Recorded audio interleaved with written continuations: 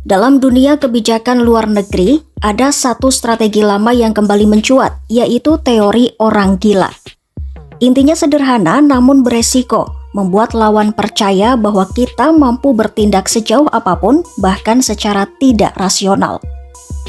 Dengan ketidakpastian itu, lawan diharapkan memilih mengalah daripada menghadapi konsekuensi yang tidak terduga. Strategi ini pertama kali dikaitkan dengan Presiden Amerika Serikat Richard Nixon pada akhir 1960-an. Nixon ingin musuh-musuh AS, khususnya Uni Soviet dan Vietnam Utara, percaya bahwa ia dalam tanda kutip cukup nekat untuk menggunakan kekuatan ekstrim jika ditekan. Namun, teori ini selalu mengandung bahaya, yaitu ketika lawan merasa tidak ada lagi yang bisa mereka rugikan, ancaman justru bisa memicu perlawanan. Presiden AS Donald Trump secara sadar membangun citra itu. Dalam kebijakan luar negerinya, Trump kerap menggabungkan ancaman keras dengan pesan damai yang muncul tiba-tiba. Tujuannya satu, membuat lawan terus menebak langkah berikutnya. Pendekatan ini terlihat jelas dalam hubungannya dengan Iran. Trump mengeklaim tidak menginginkan perang berkepanjangan dan menolak disebut sebagai pendukung perubahan rezim.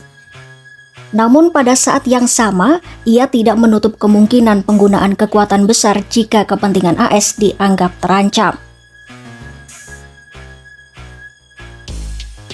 Pada Juni 2025, Amerika Serikat menyerang situs nuklir Iran. Serangan itu seharusnya bisa menjadi pemicu perang terbuka. Namun hanya berselang singkat, Trump justru mencoba meredam situasi dengan menyampaikan pesan bahwa inilah saatnya mencari perdamaian. Di balik seruan itu, tekanan tetap berjalan. Trump mengancam akan melancarkan serangan lanjutan yang lebih besar dan menguatkan ancaman tersebut dengan pengerahan aset militer AS, termasuk kapal induk ke kawasan sekitar Iran.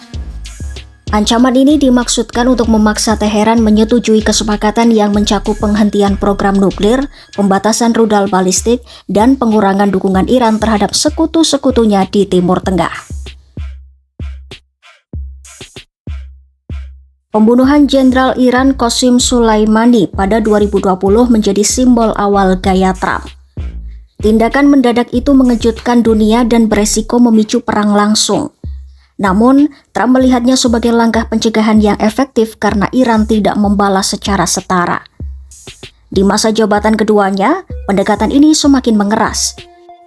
Penangkapan Presiden Venezuela Nicolas Maduro memperkuat kesan bahwa Trump siap melanggar batas diplomasi konvensional demi menunjukkan kekuatan AS. Pola inilah yang kini membayangi ancaman-ancamannya terhadap Iran.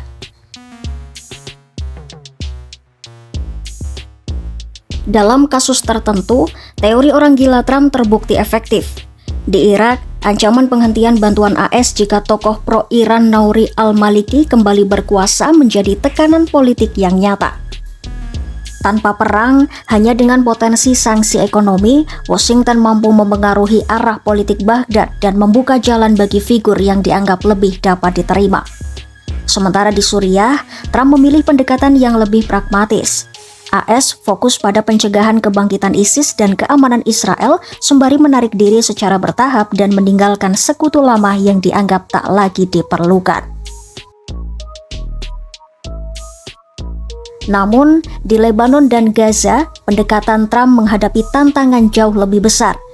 Di dua wilayah ini, AS mencoba tampil sebagai penahan konflik setelah perang Israel sambil tetap menekan Hizbullah dan Hamas agar melucuti senjata.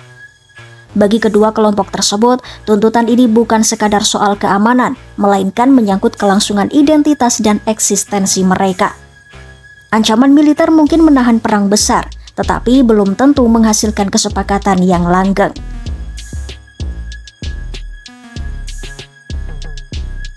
Pengalaman panjang Iran dengan Trump membuat Teheran sangat waspada. Pemerintah Iran memandang setiap konsesi sebagai pintu menuju tekanan yang lebih keras. Di mata sebagian elit Iran, situasinya kini bersifat eksistensial. Disinilah batas teori orang gila diuji. Strategi ini hanya efektif selama lawan merasa masih memiliki sesuatu untuk diselamatkan. Ketika ancaman berubah menjadi ancaman penghabisan, tekanan justru bisa kehilangan daya. Pada akhirnya, Trump mungkin mampu memaksa konsesi jangka pendek. Namun jika Iran dan aktor lain di Timur Tengah merasa tidak lagi memiliki apapun untuk dirugikan, pendekatan ini beresiko mengguncang kawasan, bukan menuju kesepakatan, melainkan eskalasi yang lebih berbahaya.